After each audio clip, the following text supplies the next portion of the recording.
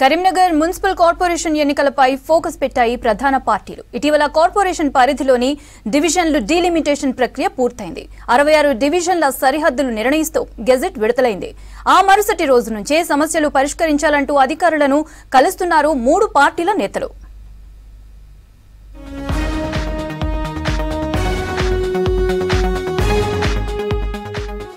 కరీంనగర్ బల్దియాలో వార్డుల విభజన ప్రక్రియ ముగిసింది. మొత్తం 66 డివిజన్లు సరిహద్దులను అధికారికంగా ప్రకటించారు.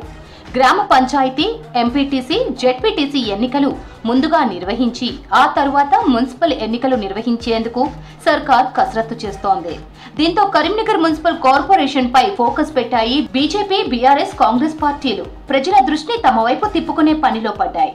3 పార్టీల కార్పొరేషన్లోని సమస్యలే ప్రధాన ఎజెండాగా వినతి పత్రాల ఉద్యమాలు చేపట్టాయి.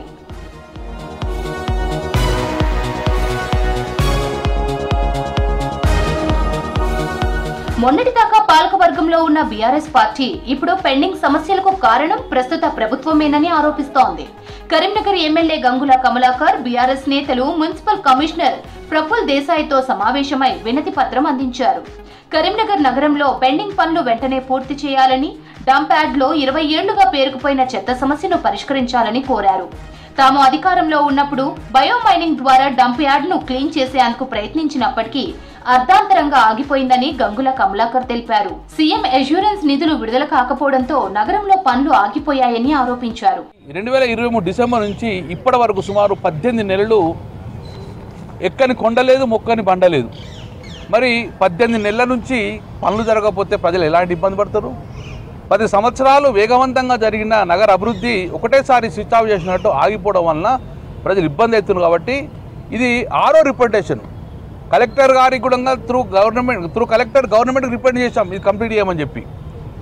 ఈరోజు కూడా చివరిగా ఇక కొత్త కమిషనర్ వచ్చిండు, మీరన్న ప్రెజర్ చేసి మీరు శాంక్షన్ చేసిన రోడ్స్ మొత్తం కంప్లీట్ చేయమని చెప్పి రిపోర్ట్ చేసి జరిగినాము. గంగుల వినతి పత్రం ఇచ్చిన మరుసటి రోజే బీజేపీ జిల్లా కలెక్టర్ కు వినతి పత్రం అందజేసింది. మొన్నటి వరకు బీఆర్ఎస్ తరపున కరీంనగర్ మేయర్ గా ఉన్న సునీల్ రావు ఇటీవలే బీజేపీలో చేరారు. ఆయన బీజేపీ మాజీ కార్పొరేటర్లు, నేతలతో వచ్చి కలెక్టర్ ను కలిశారు. నగరంలో అసంపూర్తిగా మిగిలిన పనులను వెంటనే పూర్తి చేయాలని కోరారు. రాష్ట్ర ప్రభుత్వం 100 కోట్లు విడుదల చేసి నగర ప్రజలు ఎదుర్కొంటున్న సమస్యలు పరిష్కరించేలా సహకరించాలన్నారు. కేంద్ర ప్రభుత్వం స్మార్ట్ సిటీగా ప్రకటించిన తరువాతనే 800 కోట్లతో నగరం అభివృద్ధి చెందిందని, ఇందులో బీఆర్ఎస్ గొప్పతనం ఏదీ లేదన్నారు సునీల్ రావు.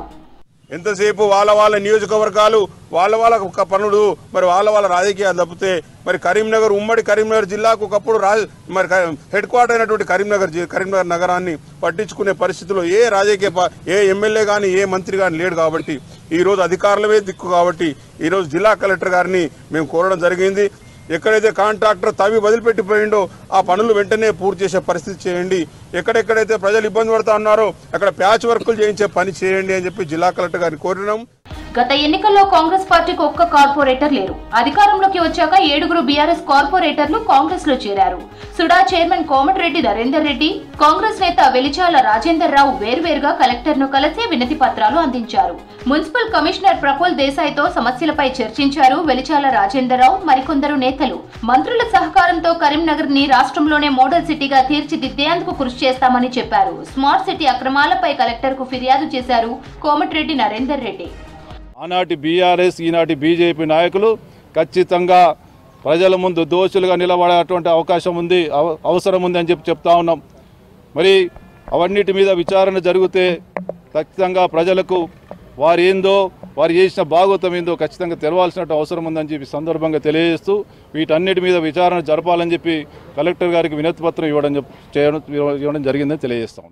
కరీంనగర్ బల్దియా పరిధిలో అప్పుడే ఎన్నికల హీట్ మొదలైంది. 3 ప్రధాన పార్టీల నేతలు ఒకరిపై ఒకరు విమర్శలు చేసుకుంటున్నారు.